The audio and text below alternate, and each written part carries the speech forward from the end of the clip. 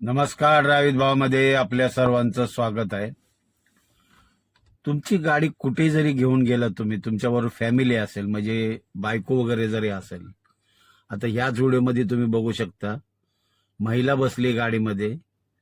मला वाटतं त्यांचे मिस्टर कुठे गेले असतील काय आणायला.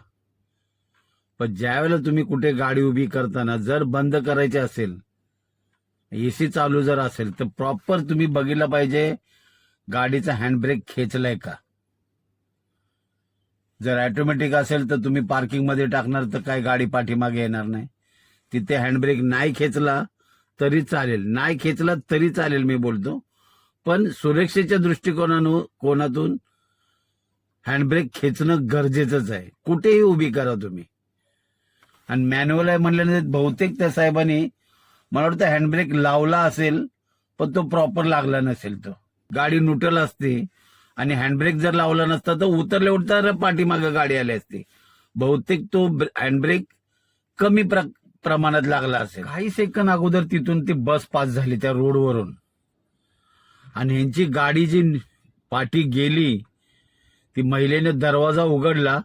नशीब तिथे तिने उडी मारली नाही, ती सुद्धा जखमी झाली असती. पण बोलतात ना, खूपच यांचं नशीब बलवत्तर होतं. ज्यावेळेला यांची गाडी जाऊन त्या रस्त्यावर धडकली ना, त्यावेळेला एक ट्रक आला पण तो थांबला. नशीब, खरंच त्यांचं नशीब चांगलं होतं की एखादं भरधाव गाडी कुठली आली नाही.